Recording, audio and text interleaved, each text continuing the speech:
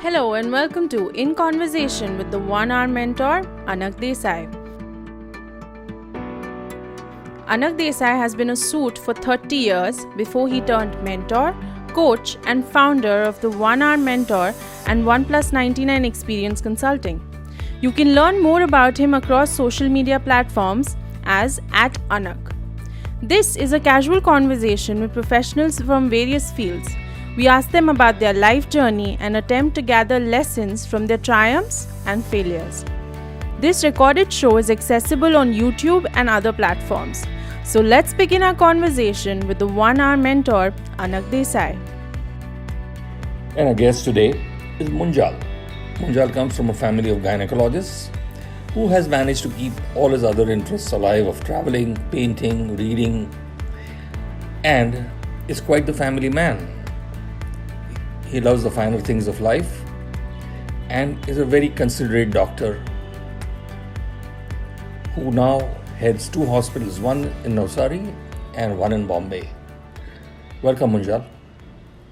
Hi, Doc. Hey, what's up? Good. So, what are we talking about? I'm talking about questions which over the last 8-10 years, a lot of people on and off keep asking about you. About me? Yeah. And just life in general. How does it feel to be a doctor? And, one or two of the most common complaints about a doctor, which is that most doctors don't adhere to timings. And the doctor side of it says that if there is an emergency and an overlap. Yeah. And one of the most common factors I have faced, and I keep telling it, is doctors are great people, but they're not great communicators. Yeah, so it's true. Possibly, I mean, some of the younger generation of doctors ensure that the patient is called up and said that come 1 hour late or don't come today. Mm-hmm. And the same doctor's father is not bothered. I mean, okay, you have to come and sit between 6 and 8. I will come when I want to, and then it depends on you whether you want to continue or not. Mm-hmm. So, to me personally, coming from a family of doctors, unfortunately, and having a lot of friends as doctors, I feel sometimes there is a bout of irritation, but sometimes there is also that bout of understanding कि यार 10 साल पढ़ा है तो यार थोड़ा तो कीमत होना चाहिए ना, kind of a thing. The key word here is sometimes. So what I try to tell my friends and my colleagues very often is this, that doctors get a free pass for many things in life. Sure. And gone is the era where somebody who's trained to be a doctor should be considered as a professional who's beyond any questioning.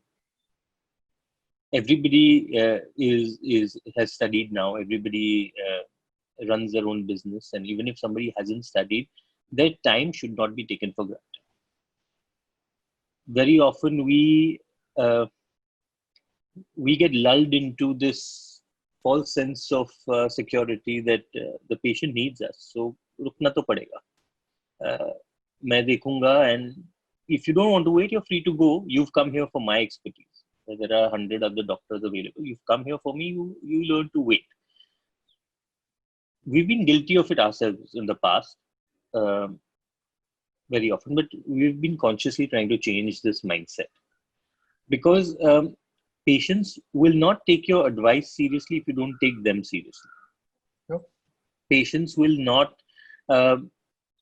My patients have been very kind. They will forgive me if I come down like from the OT. If I have say appointments between 6 to 8 p.m. and somebody is being called for 6:30, and if I have an emergency at 6:10 or 6:20 and I've just gone up, or if I'm exiting the room and I see them sitting there, I say I have to run for an emergency. I have had patients who've actually told me, Doc, I'll wait. You first go attend to the emergencies. Somebody who needs you, I'll sit and wait. I'll come another day. This is more important. The thing is that the patient actually sees that this is not a habit with you, number one. And number two, you're not being dishonest. True. And it can't occur every day. If it is occurring every day, where every patient is waiting 2 hours beyond their stipulated time for you, then there is something wrong with you, not with the profession. That means your planning is a little amiss. If it is happening day to day, it is the onus of the doctor to arrange his schedule in a way that fits in the possibility of this occurring on a regular basis. So it will happen maybe once a week, but it can't happen 6 days in a week. Okay, so it's very surprising you mentioned this. So I have a family friend, a family doctor called Dr. Kalpin Desai. Yeah. Okay, he operates near Amboli, small this thing, orthopedic surgeon.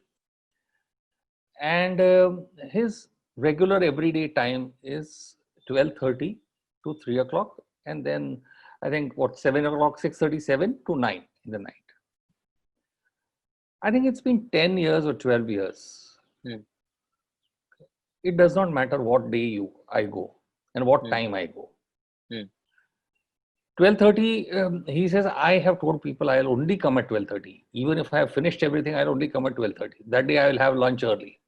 He says, you watch outside. People are waiting since 12 o'clock. And they have been told that do not wait. 3 बजे खत्म होगा तो आप 2:45 बजे आओ तो doctor ले लेगा. So I said, why? He says two things. I've been operating here for now 20 years, and that means 3 generations. So the faith of these people is so high in some of the doctors who have been around in a similar environment. Yeah, so when it's Amboli, or even when it's my hometown Navsari, correct, I can understand it because the clientele is different. That's the first thing. We have to understand that India isn't a homogeneous country. That's number one. And in the place like Navsari, a majority, say if my dad practices, so his morning practice isn't appointment based. It's first come, first served. It's for a reason. Is that majority of his patients who come do not come from Navsari. Right. They will come from towns around Navsari. They will come from cities far and wide, and they can't exactly match. If they get a 1 p.m. appointment, they cannot ensure that they'll be there at 12:55 or 12:50. It may be 1:15 or 1:30 or even 1:45. So the entire system for his morning OPD, because he sees about 150 patients a day, it has been designed so that whoever ends up coming 150 patients a day. Yeah. So but the demographics of those patients are different. Their needs are different. Let's say if you're practicing in a city, somebody who finishes work or has taken leave from his work in Lower Parel, or say in an MNC office, he's left early at 3:30 for a 4:30 p.m. appointment. He's actually requested his boss or his team leader to say, I need to go. I have an appointment for my wife. I have an appointment for myself. And then he ends up reaching by 4:30. And then if he's made to wait till 6:30, he feels that he's been cheated. And he feels that his work, whatever that he does, hasn't been given the same amount of importance as, say, a doctor does. So for me, making a patient feel like that the time is valuable is paramount. It shows that you care. It shows that you have, that even if you haven't met his appointment time, you genuinely regret it, and you will make efforts to ensure that it doesn't happen again. Look, sometimes it is involuntary, like no other place. Yeah. So in Bombay, if there's a meeting happening and if some road is closed, or if there's some nakabandi, or there's a big traffic jam on Western Express Highway, you will invariably be late. You will not start firing or get very, very angry at the people you want to meet because they got delayed by uncontrollable circumstances. So, things beyond their control. So when it's actually genuinely that, I find patients to be very, very forgiving. But when it's just a little bit of a God complex, mere liye aaye ho, baitho, I feel a little bit of introspection for all doctors is required. And my generation, I think the generation after mine is going to kind of change this. Yes. This thinking and this way of doing So things. which is why I was comparing this. Your generation of say 35 to 40 is what I'm clubbing as a one generation, and then Yeah. The 45 and above. Yeah. Now, my experience between this 35 has been is all of them prefer technology. Okay, so like I have a dermatologist who, even if he's traveling, he sends a message saying that these days I am not available. Between this time to this time, you can send in WhatsApp, and in 4 hours somebody will respond to you. Yeah. Okay, so that gives me a safety feeling, so to speak. Yeah. He operates from his dad's place where it's first come, first serve. His dad operates from 8 in the morning to 12 in the afternoon, and then again from 4 in the evening to 10 in the night. And has a queue which is like goes around the building block twice. And he's okay. His patients are okay with that.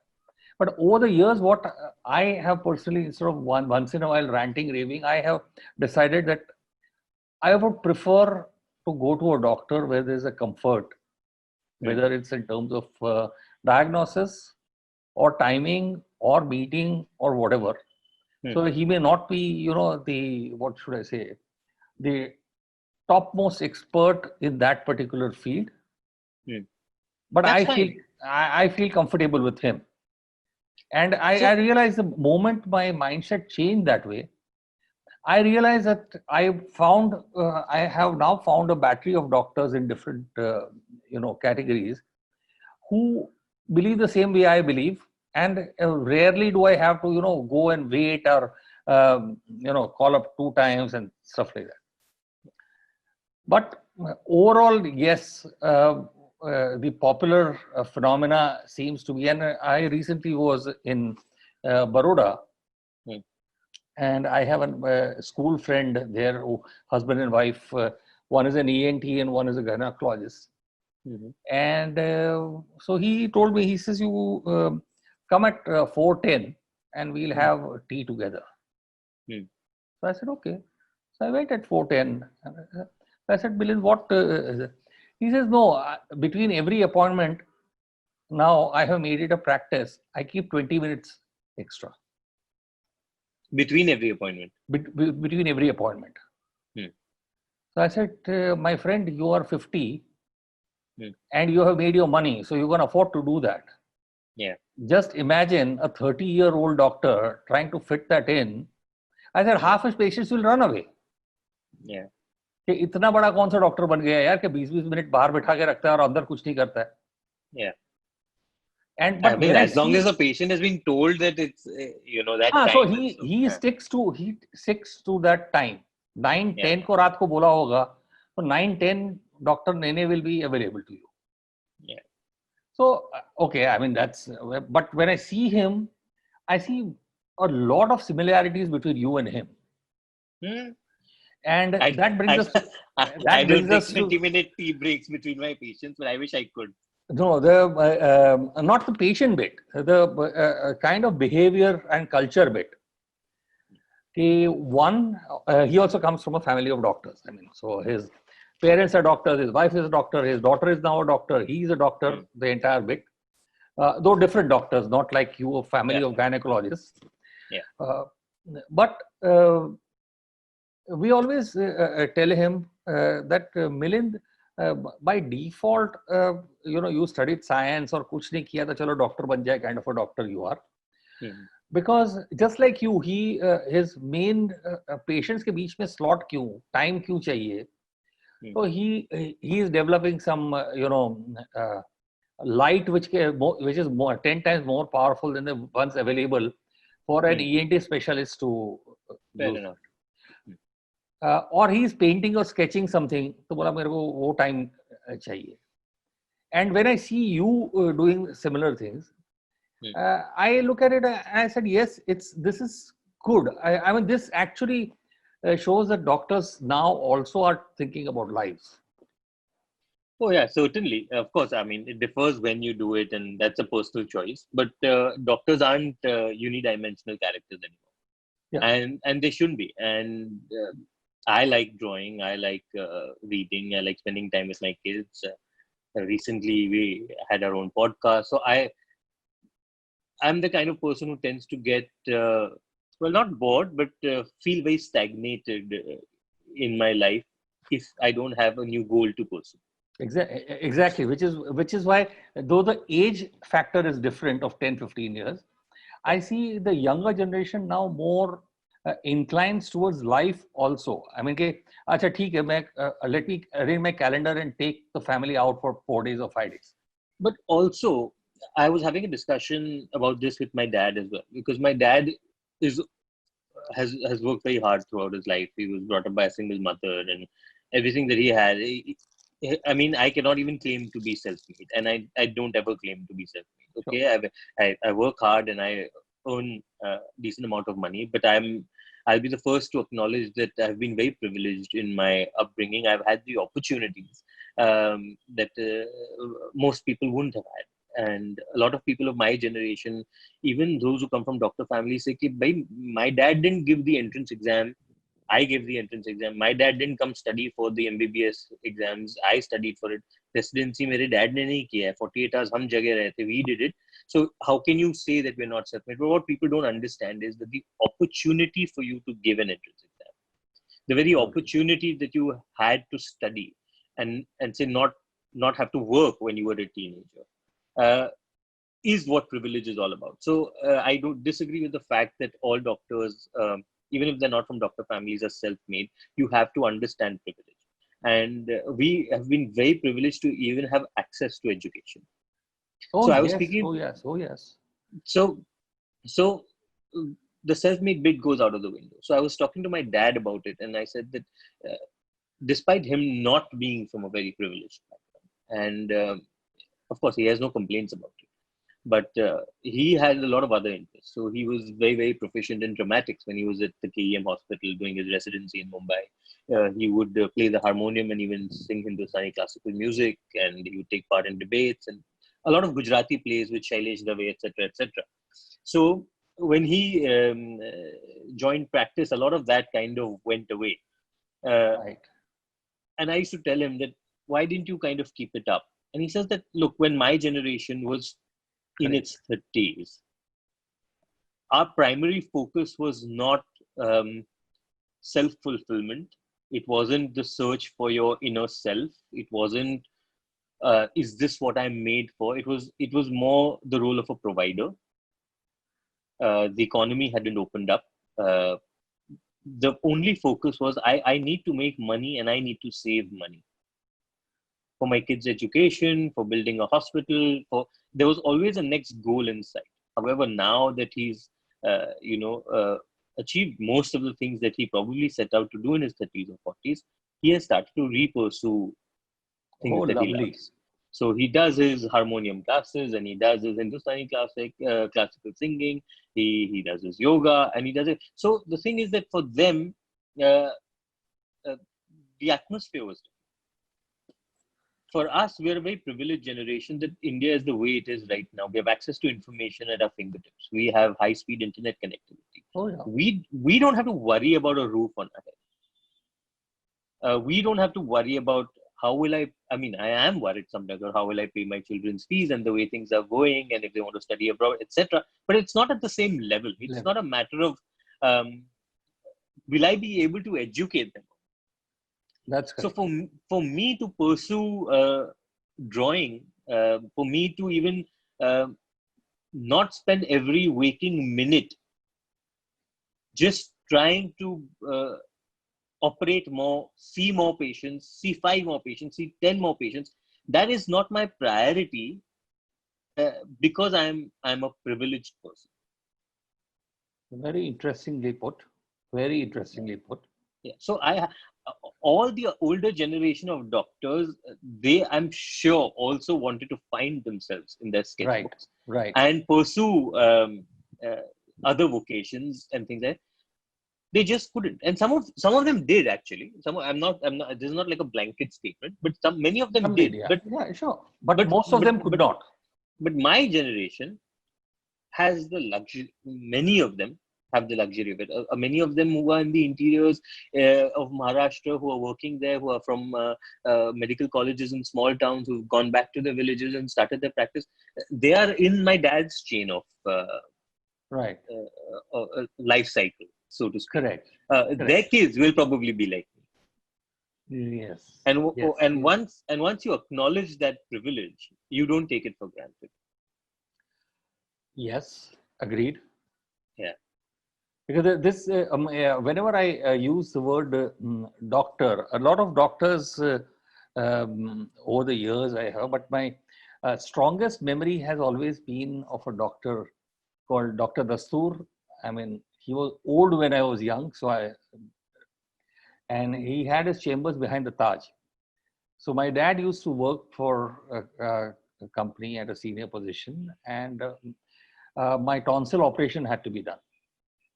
And he was the company doctor, so I was taken there.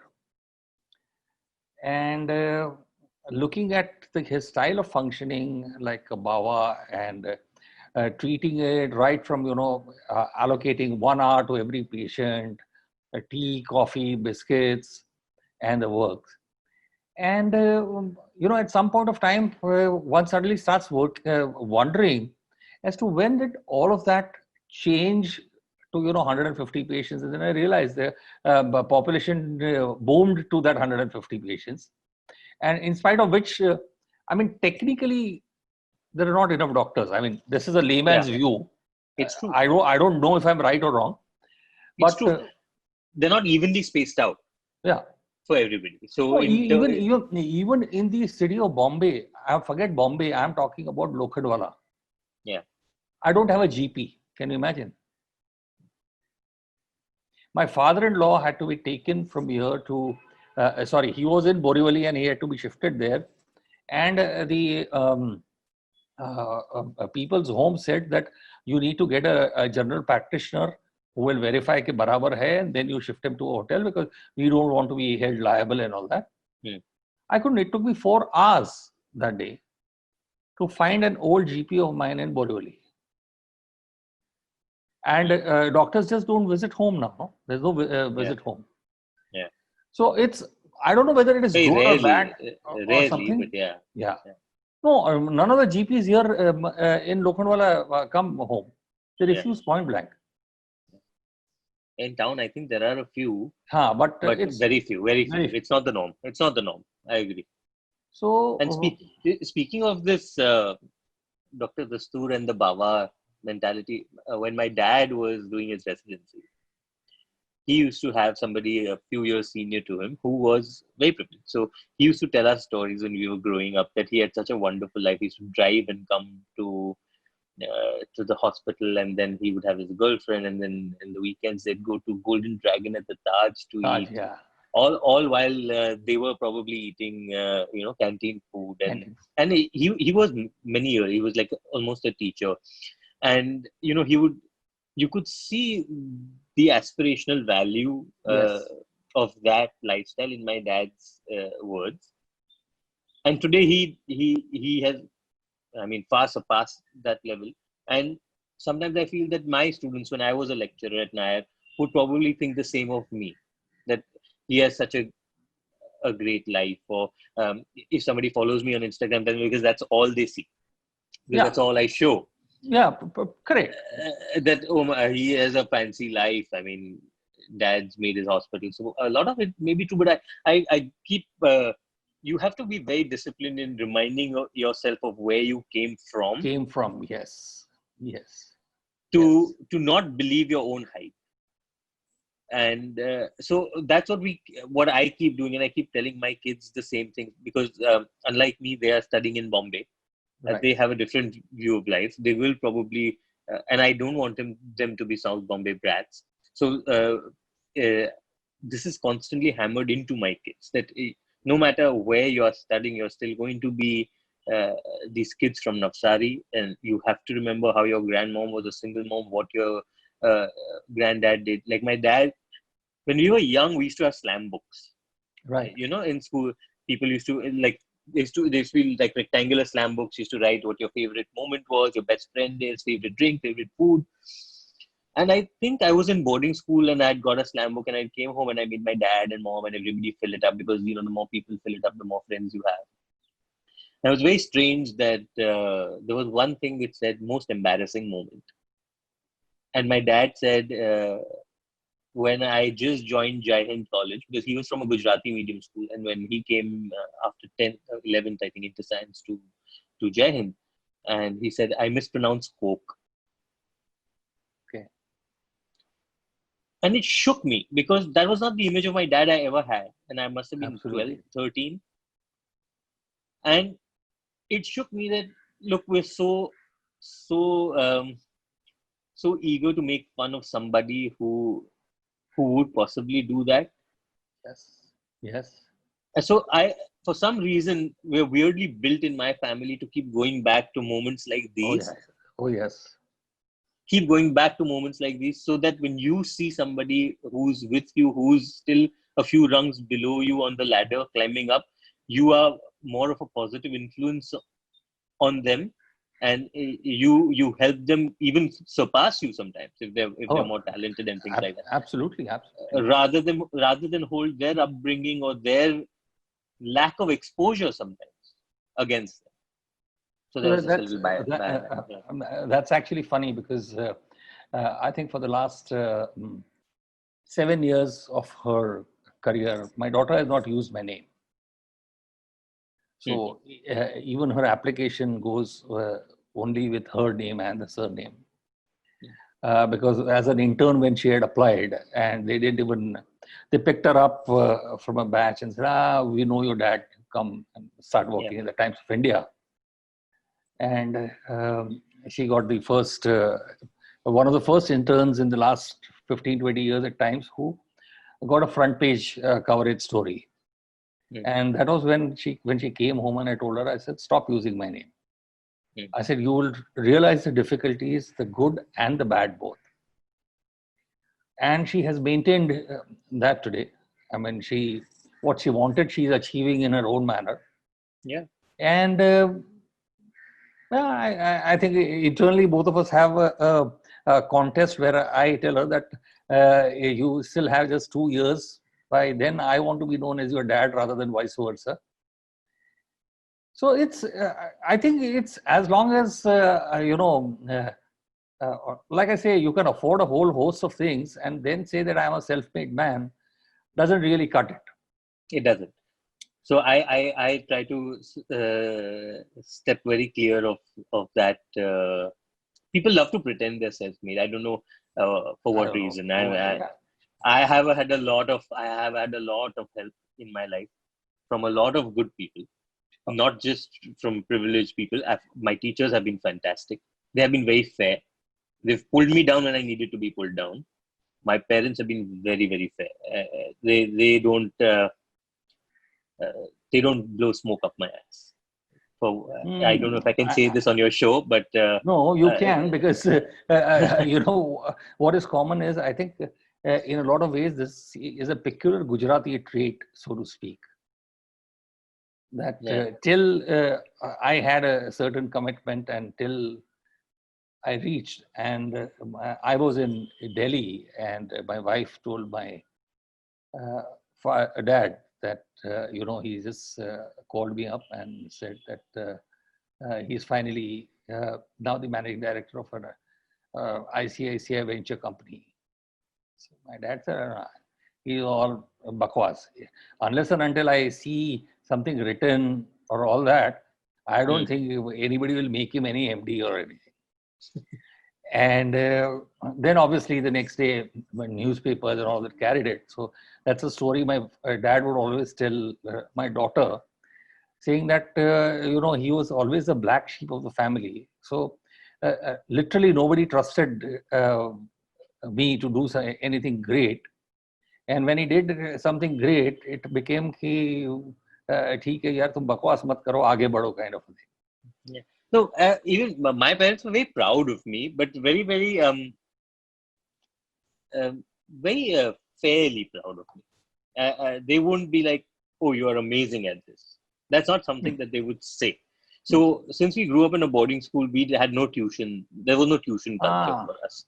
So we studied on our own, and we gave our board exams on our own, and we did decently well on our own. There was no mom to wake you up at 5 in the morning to study. Correct. And in boarding schools, even if you had a board exam the next day, you still had to go for your football today, or you still had to do, the schoolwork, and you had to be at certain places at certain times. So you didn't have that whole day of studying, and then mom waking you up and making you coffee or tea, and then evening tea again, and then she would stay up while you slept. So these are the experiences of my friends who were back home. As compared to the experiences of studying I had back in school. So my parents would just tell me one thing, that as long as you work the hardest that you could, that is what is to be rewarded. So we do that with my kids as well, because I read an article not long ago about this generation, my kids' generation, now being constantly validated for every little thing. So if you draw a circle, like, oh, it's the most beautiful circle you've ever drawn. Or if you've recited a poem, it's the most beautiful recitation of any poem ever. So we step away from that style of parenting where you reward the actual result.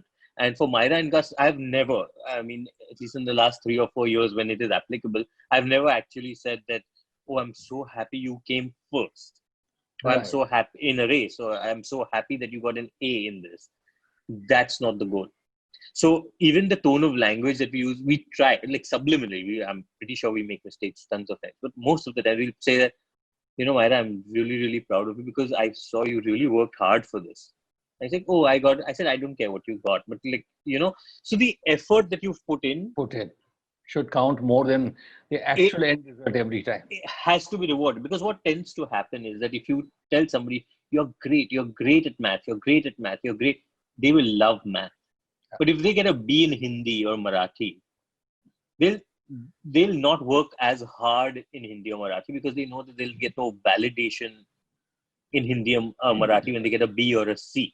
So the desire to work harder for subjects that you're weak in, this applies to life as well, goes away. You keep on doing the things that you are naturally good at.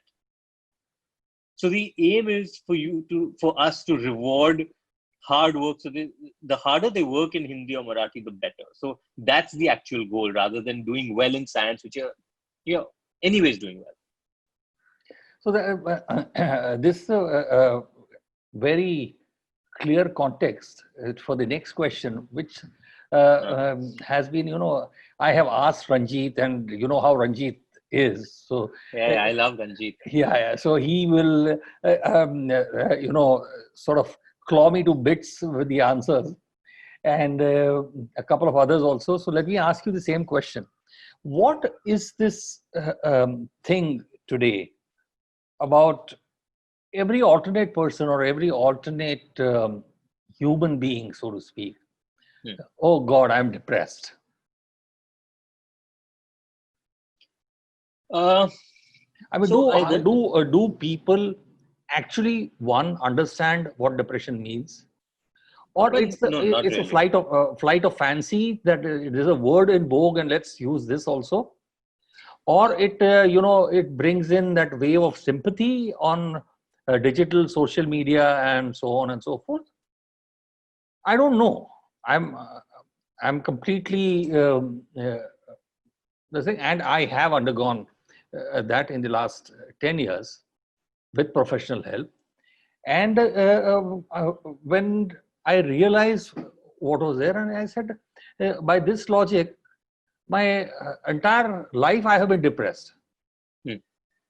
So I don't know. I mean, as a doctor, I know you are not a specialist, but as a doctor, what's your just kind of... I think it's a poor understanding of mental health issues. Okay. That's number one. So I can speak only for our society in India, that we are woefully underinformed about mental health issues right from the times we were kids.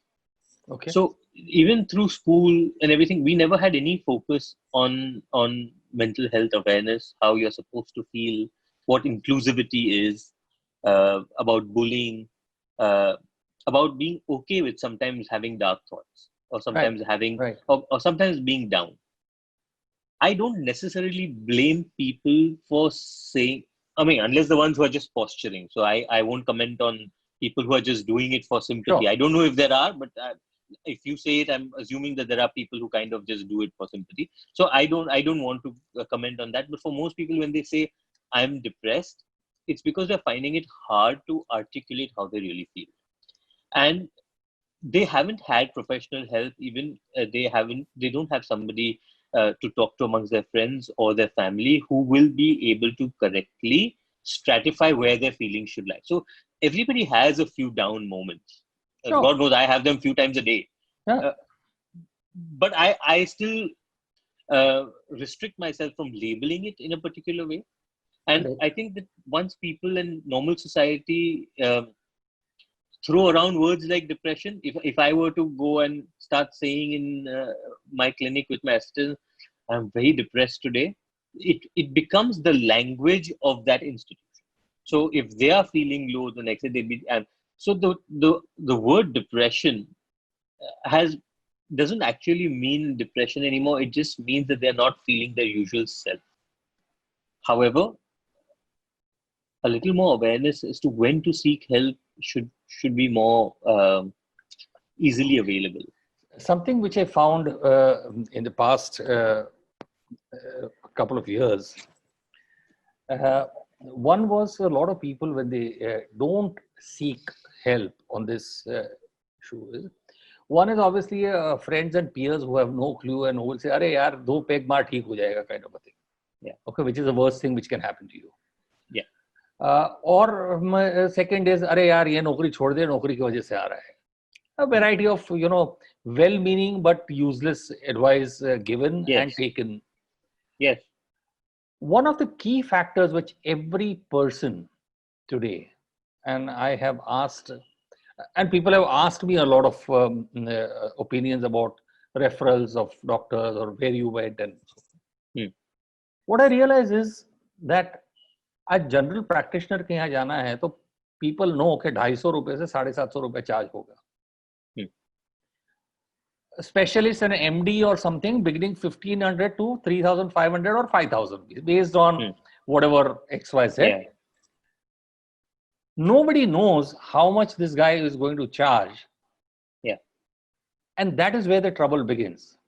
Also, stigma of going to a psychiatrist. No, but I have found that in a building where there is a psychiatrist and there are other doctors, people are willing to go, but say कि वहाँ गए और उसने बोला 4000 और 3 session करना पड़ेगा तो मैं 12000 कहाँ से लाऊंगा?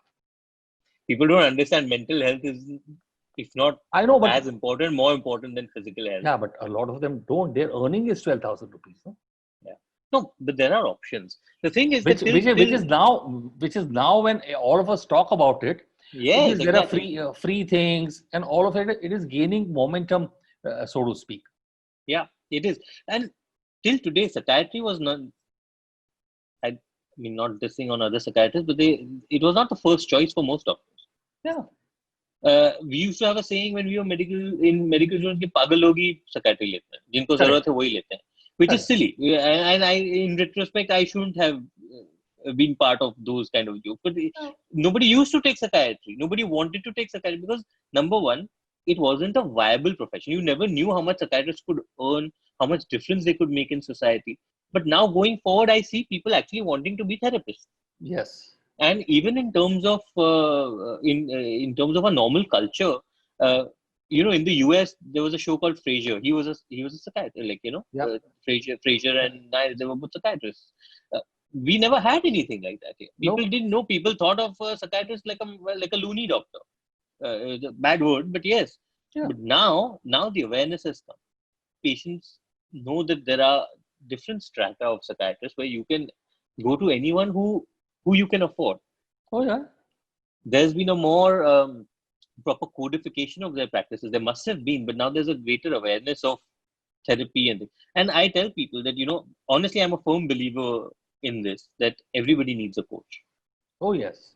And a psychiatrist isn't a doctor per se. He's a life coach. So if you go to a proper therapist, they will teach you how to be a better version of yourself. Correct. How to curb the instincts that you yourself hate yourself for. Most of it is self-hate and self-loathing about your own habits. It improves relationships. It improves your performance at work. It improves your family life. It makes you a better parent, a better husband, a better wife. Everything. Oh, yeah. If Federer can need a life coach, if Djokovic can need somebody to help fine-tune his thoughts and to remove the weeds from his mind, ordinary people with the stresses of everyday life are not multimillionaires who are traveling three hours to work and back, who struggle to make ends meet, who have familial pressures beyond anything we can imagine. Those are the people who need mental health care the most. So saying I'm depressed is okay. I don't judge it. But if you are saying you're depressed, you must read about it. You must read about the signs of depression. Do you have any of these? There are so many articles online from viable sources where you can actually find out which part of the spectrum I am in. Find somebody to talk to. Make that little bit of investment in yourself. Sometimes social media isn't the option. You will get a lot of instant validation and hugs and kisses and and we are there for you and everything. But that doesn't solve what is inherent. No, it doesn't. It doesn't. You need a professional for it. You do. So trying to keep this as a last thing is, if Dr. Munjal were to be, I won't use the word Kapadia because there are too many Dr. Kapadias within your own family, I guess. So what is your stress buster, coffee or tea? Stress buster is tea. Okay. But I need coffee every day to get started. Okay. So I drink tea. I used to be a tea drinker. About 15 years ago, I started drinking coffee. I need my cup of coffee, but I stick to 1 cup of coffee a day.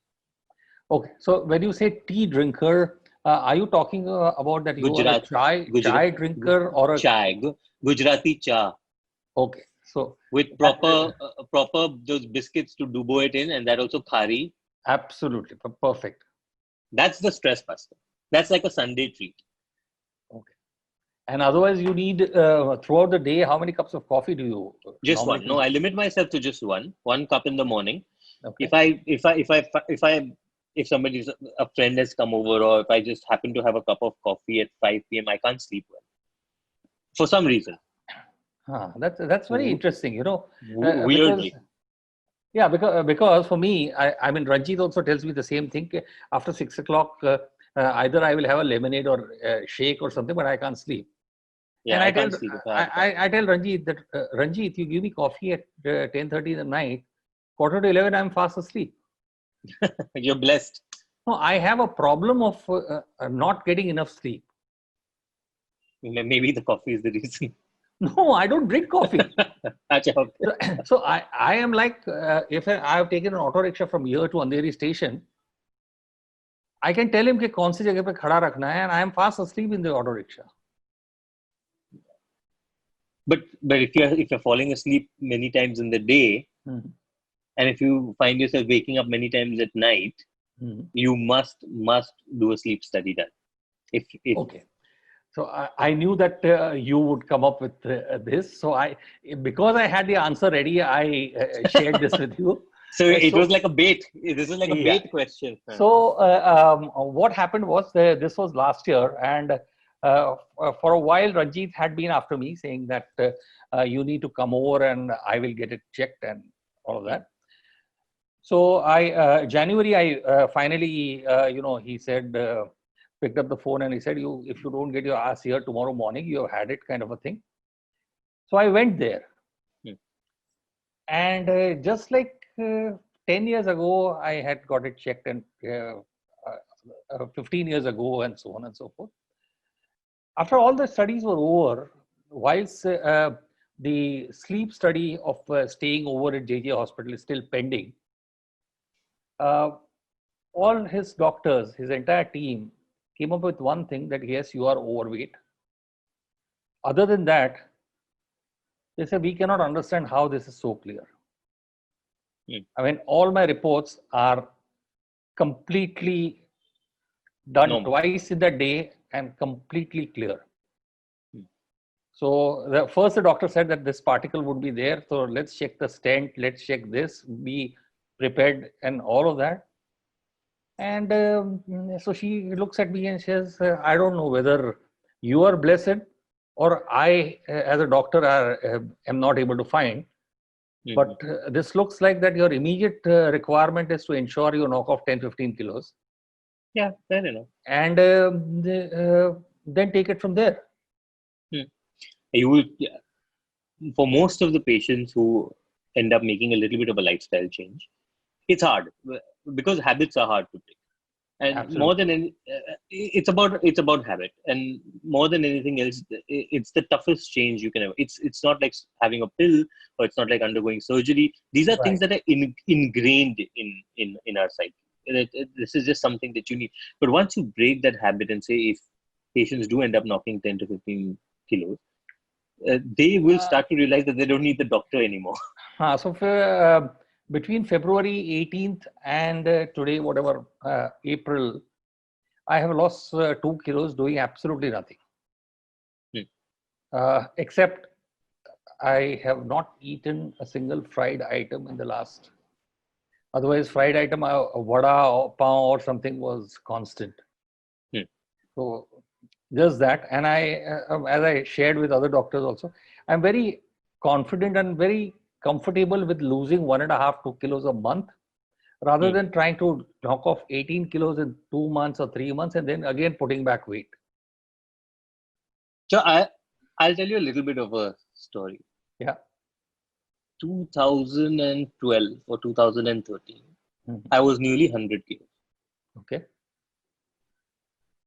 I have always been a little overweight, and I attribute it to not any professional diagnosis. I attribute it to the fact that I was in boarding school where we didn't have access to a lot of Good food.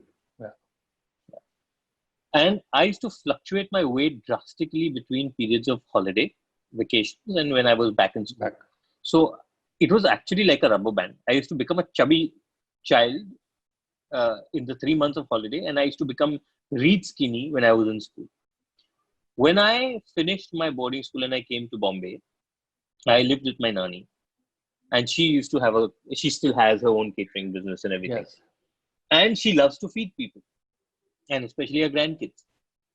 And it was like I was coming, with sudden withdrawal of good food to a problem of plenty. I had no physical exercise in Bombay. It was just studying for your 12th and things like that. And I put on weight, and I just accepted that this is who I am. I was always a bookish kid in school. I was always into debates and elocutions, never in any sport teams. I genuinely believed that these were my genes.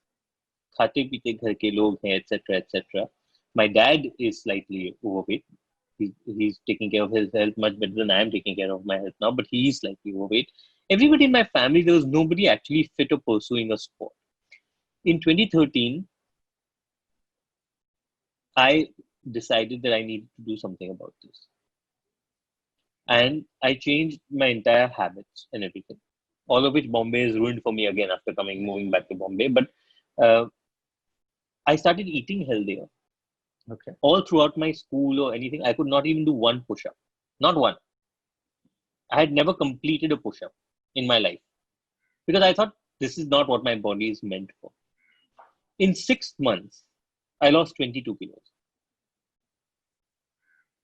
I went to buy jeans because my jeans weren't fitting me anymore. And I used to buy 38, 40 waist jeans. Okay. So I was looking at 36 thinking, shayad mera 36 ho gaya hoga. And the sales lady over there, I was with my wife, looks at me and says, what are you doing? Why are you in this 36? Try the 32 slim fit. I actually burst out laughing. And my wife also looked at her a little incredulously. She's like, she doesn't know my history. And she's like, go try it on. And they fit. And I was like, that was the time I realized that, look, we are not who we say we are. We say who we are because we've justified it to ourselves. To ourselves. The quest to become somebody better or somebody who you envision is a tough journey. But if you do it, Oh yeah. you know, I in 2013, not one push-up. In 2014, I could do 30 in a row and I could do 100 a day. Whatever I learned in my 32 years of my life and what I justified to myself in 32 years of went away in 6 months. Went away in 6. So for me, I know that I will have peaks and troughs. Yeah, peaks and where downs. I'll have times where I will let myself go because the priority of my life changes a little bit. Sure. In 2013, I had 2 kids already and things were okay. I was settled in a great practice in Navsari, living with my parents, my brother, big house. I didn't know life was going to throw a curveball at me with this Namaha opportunity. Right. So then for the next few years after that, Namaha became my priority. So for everybody who tells themselves that, look, this is how I was born. My dad was like this. I am like this. My brother's like this. This is who we are. No, this is not who you are. No, it is not. It is not. The ability to change is universal. I used to be at 19, 20. I was brown belt in Shotokan. Okay. And full contact practice led to tearing of ligaments and all of that. Yeah.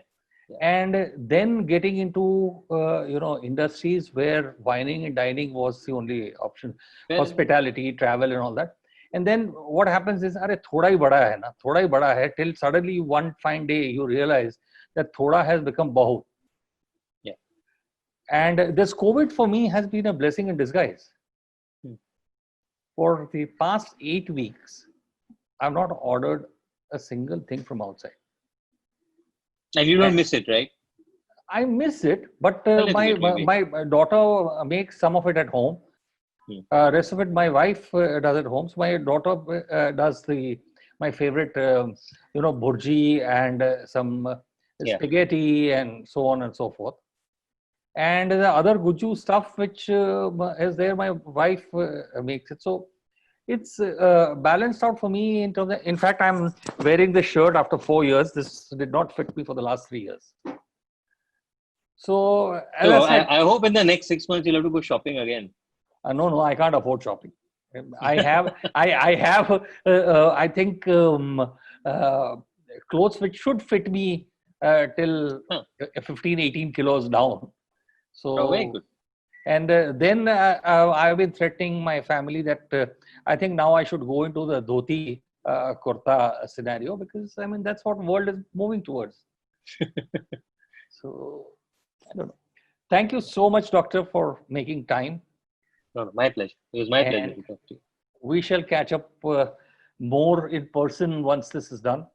Yeah, we must. We must. Take care. Be safe. Thank you. You too. Thank you for having me. If you like this episode, like, share, and subscribe to the 1 Hour Mentor, Anag Desai.